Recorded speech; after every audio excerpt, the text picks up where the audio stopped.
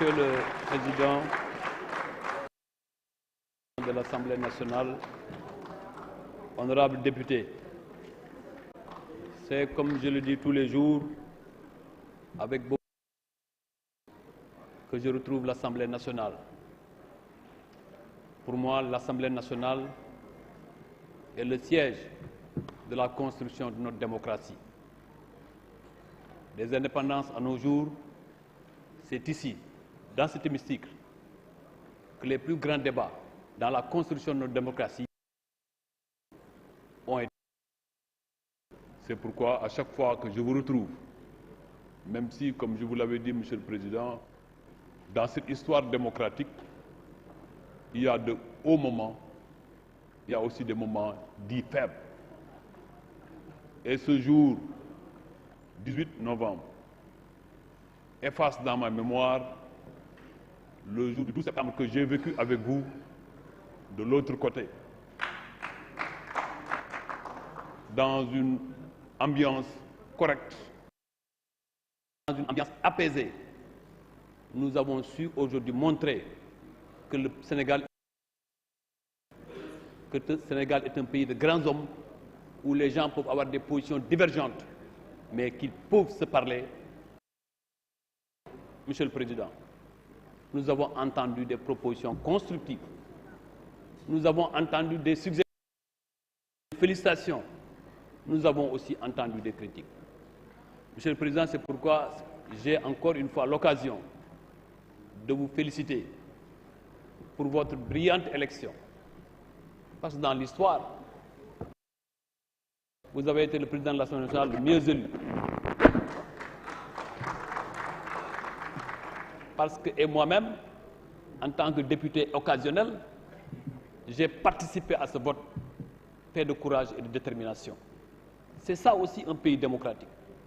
Par moment, il se peut qu'il y ait des difficultés réglées par les lois et règlements de ce pays. C'est pourquoi, Monsieur le Président, je voudrais rendre grâce à Allah. Je devrais commencer par là. Mais aussi remercier le président Macky Sall, qui, de par sa volonté, aujourd'hui, je suis là en face de vous. Et c'est pourquoi je continuerai à magnifier, à travailler pour continuer à mériter de cette confiance, parce que c'est lui, dépositaire de la confiance populaire, par un taux de 58% depuis les dernières élections. moo tax, Monsieur le Président, li ma fi dégg yëpp ma kontaan ci loolu, mais danaa ko diviser ci 4 parties. Première partie ay considération générale, yeneen ñetti parties programme bu nekk bu nga xam ne mu ngi suñu ministère ma indi ci ay tontu. danañ ma baal nag ku ci nekk bëggoon naa jaar sa tur ak sa sant fàttali sa question, mais temps bi du ma ko may. moo tax ma bëgg tënk loolu li ñu def ci commission yi bind courrier danaa tontu ci question yëpp, mais danaa ñëwaat après plénière parce que man liggéeyuma pour benn plénière. man lu may ñaan yàlla mooy 2023 ma ñëwaat fii ci confiance du président Macky Sall, 2024 ma ñëwaat fii ci confiance du président Macky Sall, ci 2025 ma ñëwaat fii par la confiance du président Macky Sall. moo tax lépp lu ma fi wax rek dama ko bëgg lépp lu ma fi bëgg a wax rek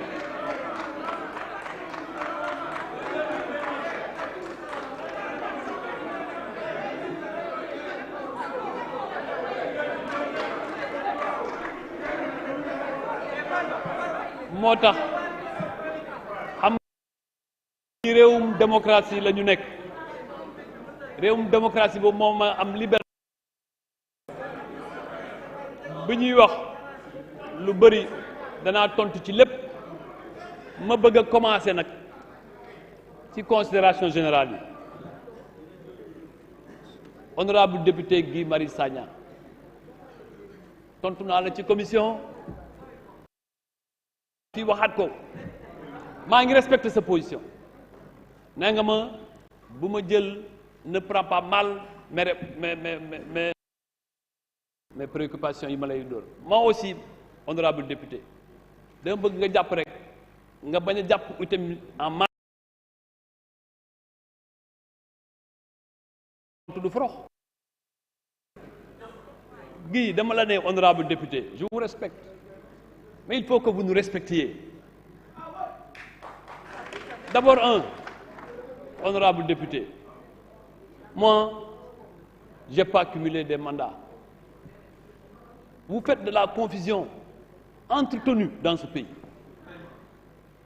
je suis ministre de la République par la confiance du président Macky Sall personne n'y peut rien ou ce soir il peut prendre un décret mettant fin à mes fonctions je m'en remettrai à Allah. Les populations de Kaffrine ont décidé de me mettre d'abord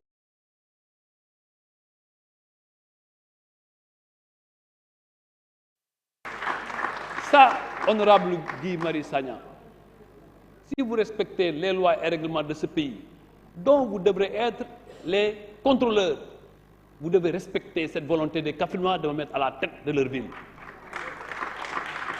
Moi, j'ai respecté la volonté des Ziguinchorois de vous conduire à l'Assemblée nationale, même si je ne l'avais pas voulu. Je voudrais aussi que vous respectiez les Kaffrinois qui ont voté pour moi. Et je voudrais porter à votre attention, honorable Guy Marius Sagna. Je suis ministre de la République, je suis maire de Kaffrine. J'ai renoncé à tout salaire. J'ai renoncé à aucun litre de carburant. Aucun de mes déplacements n'est payé par la mairie de Kaffrine. Le cabinet du maire de Kaffrine a 0 franc comme carburant. Je suis un modèle de sacrifice. Je ne suis pas quelqu'un qui a renoncé à ses salaires et qui paye des billets d'avion par la mairie de sa commune. Je vous le dis. Je veux qu'on soit clair. Je respecte votre position. Je veux qu'on respecte ma position. La troisième, Guy Marius Sagna, honorable Guy Marius Sagna. Lorsque je termine mes activités, ou bien lorsque j'ai ma vie privée à organiser, je suis libre d'aimer le football. Comme vous aimez votre frappe. Mais respectez votre frappe. Et laissez-moi avec ma fédération. Ce sont les clubs du Sénégal. C'est par la volonté des clubs du Sénégal, y compris le Casa Sport, le Santhiaba de Ziguinchor, l'Olympique de Ziguinchor, par la volonté de tous ces clubs, que je suis là où je suis. Et là où je suis aussi à la fédération, honorable Guy Marius Sagna. Honorable Guy Marius Sagna, là où je suis à la fédération, je ne reçois ni per diem, ni indemnité, ni quoi que ce soit.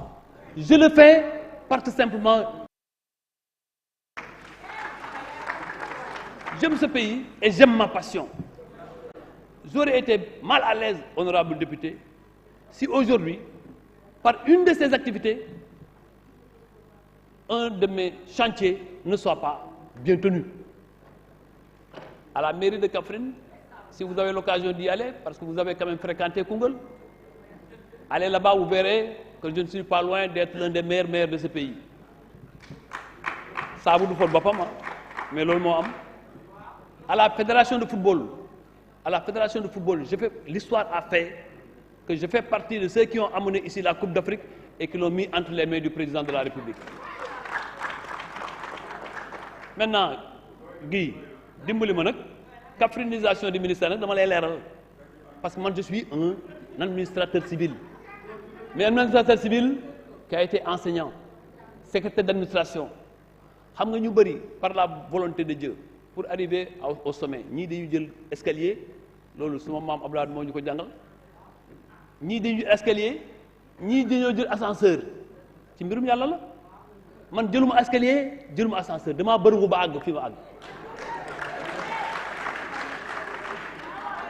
ma ànd ca gëm yàlla nag ministère bi ma jiite parce que boo waxee lii mu dem ci askan wi dana am lu mu nuróol te ci réew la ñu nekk te dañu war a sàmm les équilibres de la République man Kaffrine laa judd et je suis fier d'être Kaffrinois mais mon ministère ici les gens qui sont ici mon secrétaire général est de Thiès mon directeur de l'urbanisme est de Diourbel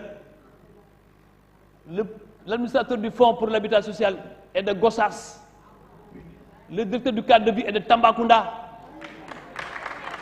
la SNHLM est de Tambacounda la SNHLM est de Tivaouane dans tout ce ministère, mon directeur de cabinet est de Kaffrine. Et on me dit que je kaffrinise. Et dans les réalisations, c'est dans l'institution. Mais dans les réalisations, à Ziguinchor, honorable député a parlé de la propreté à Ziguinchor. Honorable Guy Marius Sagna, à Ziguinchor, dans la propreté de Ziguinchor, UCG a joué un rôle important. 94 fils de Ziguinchor sont recrutés par l'UCG dans Ziguinchor pour la propreté de Ziguinchor. Guy, man nangu naa nga critiquer ma mais waxal lu baax li may def boo ko waxee rek ñu mën a jubóo moi j'ai pas de problème. Je suis un fils de la démocratie. Moi, je ne suis pas un fils de riche. Je suis un fils d'un pépiniériste et d'une ménagère. Né dans une case qui a appris avec la bougie ou la lampe à pétrole. C'est la République. C'est la République qui nous unit, qui a fait de nous aujourd'hui ce que nous sommes à l'Assemblée ou au gouvernement. Nous devons être fiers de garder ce terreau. Nous devons être fiers de garder, encore une fois, ce qui nous lie. Et ce qui nous lie, c'est la République. Alors, moo tax